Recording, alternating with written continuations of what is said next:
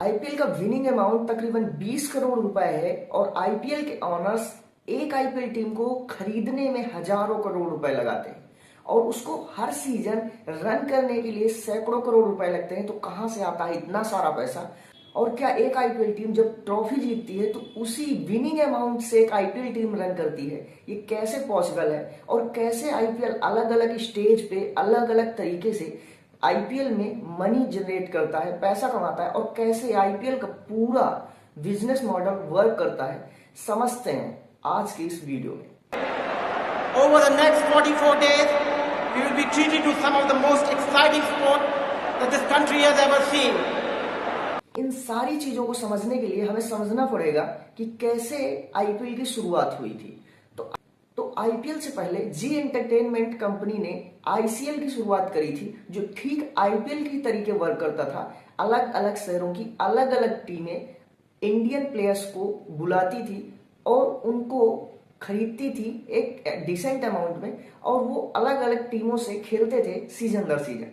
लेकिन इससे ना तो कोई बीसीसीआई को प्रॉफिट था और ना ही इससे बीसीसीआई को कोई क्रेडिट मिल रहा था, बल्कि इंडियन के प्लेयर ज्यादा ध्यान देने लगे थे आईसीएल में, क्योंकि वहां से पैसे ज्यादा अच्छे मिल रहे थे। तो बीसीसीआई ने एक स्ट्रिक्ट एक्शन लिया और उसने अनाउंस किया कि जो प्लेयर आईसीएल में पार्टिसिपेट करेगा उसे लाइफ टाइम के लिए इंडियन क्रिकेट टीम से बैन कर दिया जाएगा।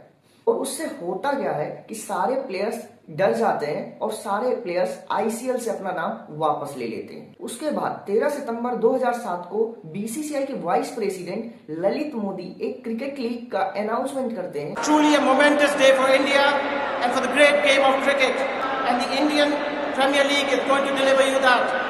और ये बताते हैं कि ये जो लीग होगी अलग अलग शहरों की टीमों के बीच में खेली जाएगी, जहां पर प्लेयर को बिडिंग सिस्टम के द्वारा खरीदा जाएगा।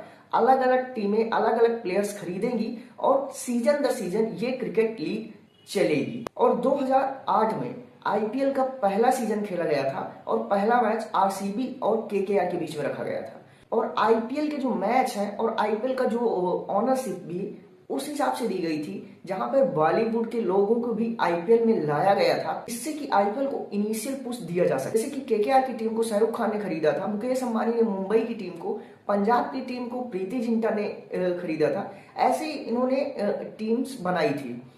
अब आईपीएल कैसे पैसे कमाता है, इसके बारे में अगर हमें जानना है तो हमें यह समझना पड़ेगा कि आईपीएल एक स्टेज में पैसे नहीं कमाता, आईपीएल अलग अलग स्टेज में पैसे कमाता है। जैसे कि पहला सबसे मेन अर्निंग सोर्स होता है आईपीएल में टाइटल स्पॉन्सर का। जैसे कि पहले DLF IPL, then Pepsi IPL, Vivo IPL और अब है टाटा आईपीएल।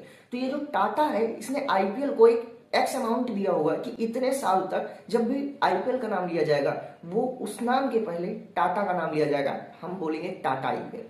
तो इस तरह से टाइटल स्पॉन्सर के जरिए आईपीएल बहुत सारा पैसा कमाता है। तो 50% बीसीसीआई के पास जाता है और 50% 10 की 10 टीमों में स्प्लिट हो जाता है।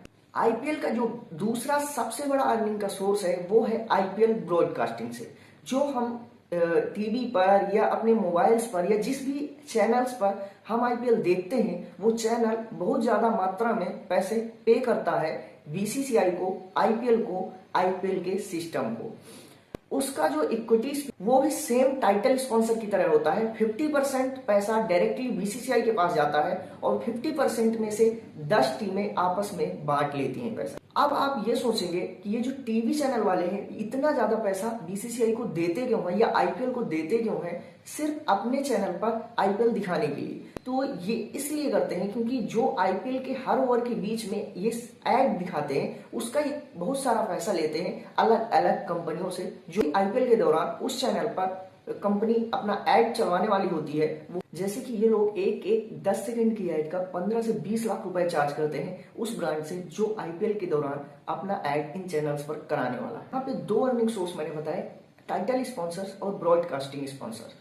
वहां से जो भी पैसा कमाया जाता है वहां 50% डायरेक्टली बीसीसीआई के पास जाता है, 50% में सारी टीमों से के बीच में स्प्लिट हो जाता है। तो ये बहुत कम पैसा जाता है टीमों के बीच में। एक आईपीएल ऑनर को एक सीजन आईपीएल रन करने के लिए कई सारे खर्चे लगते हैं, जैसे कि आईपीएल प्लेयर की सैलरी, आईपीएल में ट्रेवलिंग का खर्च, खाने का खर्च और बहुत सारे खर्च होते हैं, और एक आईपीएल टीम को एक सीजन रन करने के लिए तकरीबन 200 करोड़ रुपए लग जाते हैं। तो एक आईपीएल टीम कैसे मैनेज करती है सिर्फ 20 करोड़ की प्राइज मनी में, और अगर एक आईपीएल टीम लगातार 10 साल 12 साल आईपीएल नहीं जीतती तो कैसे मैनेज करती है अपने खर्चों को।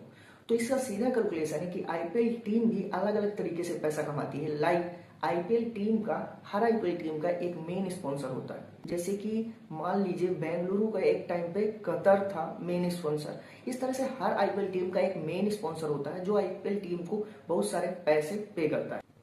उसके बाद आईपीएल के जो टिकट्स खरीदते हैं तो आईपीएल की होम टीम को उससे शेयर अमाउंट मिलता है, वो भी एक इनकम का जरिया है आईपीएल टीम के लिए। उसके बाद जो आप मर्चेंडाइज आइटम खरीदते हैं, लाइक आईपीएल टीम की कैप, टी शर्ट और बहुत सारा आइटम आप खरीदते हैं, उससे भी एक आईपीएल टीम को पैसा मिलता है। जिस आईपीएल टीम की जितना ज्यादा ब्रांड वैल्यू होगी उससे उस आईपीएल टीम को स्पॉन्सरशिप अच्छी मिलती है। इसे हर ओनर चाहता है कि मेरी टीम आईपीएल ज्यादा जीते। आईपीएल की ब्रांड वैल्यू बढ़ाने का एक सीधा तरीका और है कि आईपीएल में अपनी टीम में अच्छे अच्छे प्लेयर्स को खरीद लिया जाए, जो बहुत सारी टीमें करती भी। तो अभी आपको इस सारी कैलकुलेशन से समझ आ गया होगा कि आईपीएल टीम कैसे पैसा कमाती है, बीसीसीआई इतना स्ट्रॉन्ग कैसे बना, आईपीएल इतना रिलेवेंट अभी तक क्यों है, और एक आईपीएल टीम को खरीदने के लिए इतने सारे लोग पागल क्यों रहते हैं।